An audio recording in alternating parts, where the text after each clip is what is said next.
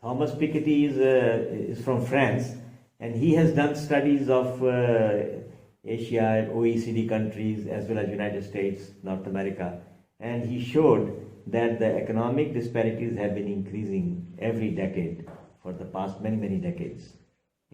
So that now it has come into the public policy discussion. Everybody becomes conscious that yes, this is a problem.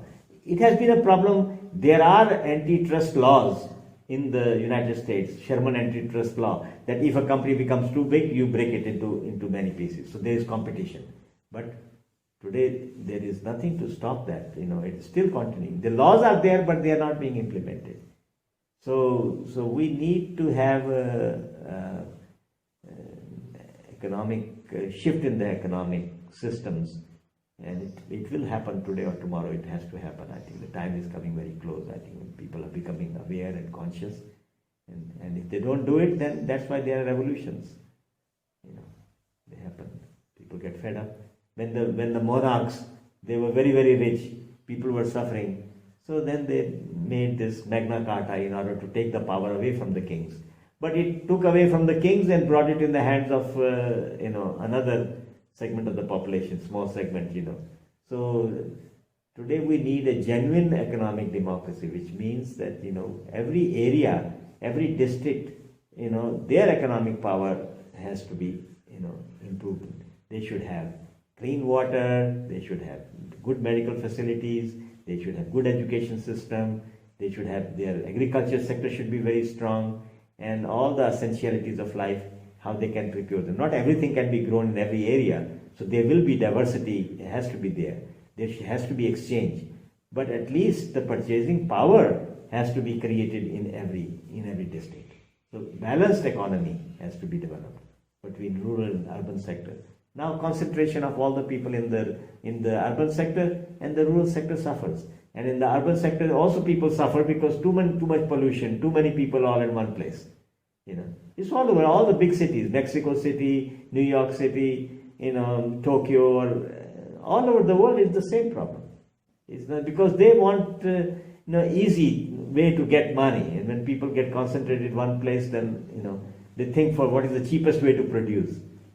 Well, you have to think cheap not only for today. You have to think it will remain cheap for a century, for many centuries.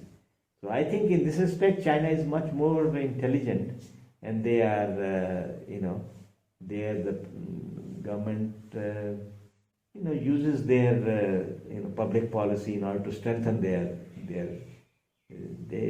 even though the America stopped importing things from China, but they have such a large market themselves that they don't care, So I think India is a very large market, and so it's important that India also begins to develop a very balanced economic structure, and it's possible to do it. It requires political will, and also people's mentality also needs to change. If everybody only just wants money for themselves, it cannot be.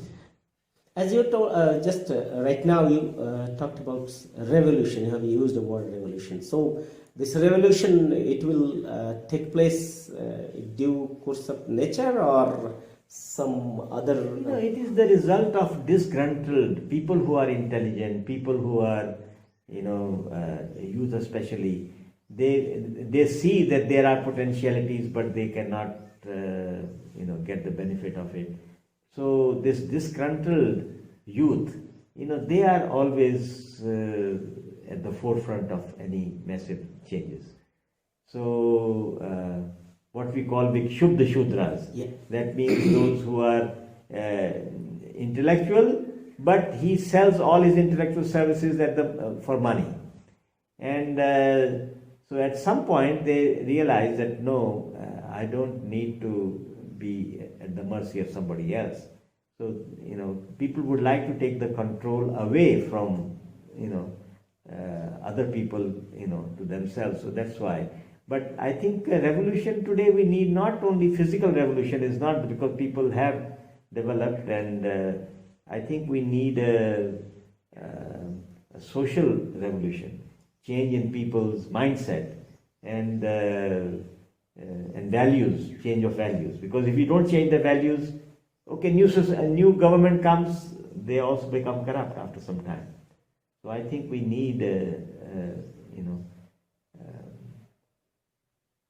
I think there is many positive changes which are taking place in the Indian society, and but a lot more can be achieved, and so we have to work with a positive mindset to see how we can nurture positive changes in the society. So, Dadaji, what is your message for the general people of the world, general people of India? What they should do, what measure they should take to bring a social change or to bring a revolution in every aspect of life? Well, we have to minimize the disparities in every sphere of life. And we have to build our life on certain moral and spiritual principles. So that's why we need education which has ecological consciousness inbuilt into it. So that type of education, which is in which there is love for nature, where there is love for other human beings, which is guided by service spirit, I think that type of education will help us to create a society over a period of time, which will be a healthy society, where we can have long-lasting progress. So, people want freedom, people want happiness, people want abundance, people want progress, people want accountability and justice. But these things can only happen if people in their own mind, they develop vivek, they develop awakened conscience, they develop wisdom, they develop an expanded consciousness. So that requires that people have to do some practices, spiritual practices, which will give them that moral and spiritual foundation, strength and stamina in order to create a new society. Because to create this is possible, means we can bring freedom in the society, but the freedom does not come only if you look after your freedom and not others' freedom. People want, I should be free, but we don't care whether we are taking away the freedom of others. So we have to respect individual liberty, but it should not go against collective interest. People want happiness, but they don't want to follow an ideal sattvic lifestyle. So how can you have happiness? You get sick if you're not careful what you should do, what you should not do.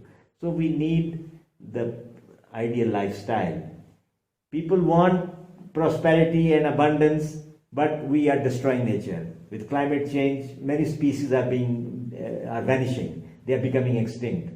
The space for the animals, the habitat of the animals, we are taking away and building our own castles. So naturally, people are, the nature will revolt, and the diseases which were with the animals, they are coming now to the human beings, and the problems like this coronavirus and many other variants will continue, and that brings the whole everything to a standstill.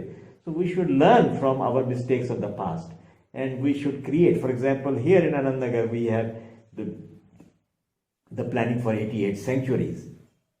So not only thinking about human beings, but also thinking about other plants and animals and birds and insects and everything. So I think we need to expand our biodiversity consciousness, through our education system itself.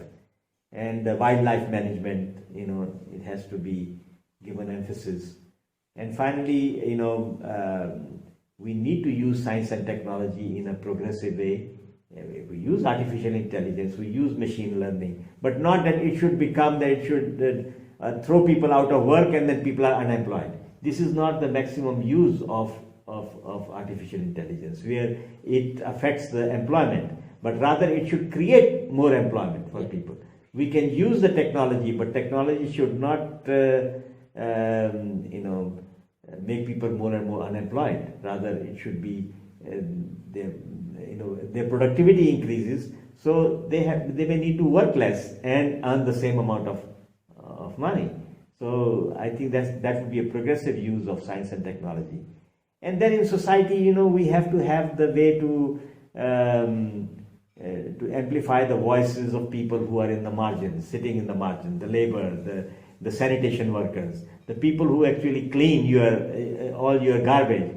Nobody cares. They as if it happens automatically. So we have to use science and technology so that they are also human beings and they can also function. So like real human beings. So I think we should use technology and make the lives of sanitation workers even better.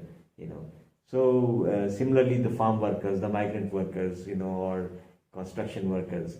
I think by using science and technology in an efficient way, and we can reduce the repetitive chores which people have to do. So that way it can help the society. But we need accountability and we need justice, and we need to make sure that everybody's needs are being taken care of and not only the needs of the few. So, dear brothers and sisters, as you have been listening Acharya Shambhushivananda Avadhut ji, so he has given lot of positive messages for the upgradation of the society. In that, he has taught justice, equality, values. So whatever system, whatever constitution we have, all constitution, all system must keep in mind that human values should not be degraded, or human values should be always upgraded. Human values cannot be ignored. So our Gurukul, that is the Gurukul University, is being set up here in Anandanagar just to propagate the positive or the values of human being that our Gurudev Sri Sri Anandamurti ji has established. That is the Gurukul system of education. So thank you, Dadaji. Thank you. Namaskar, Dadaji.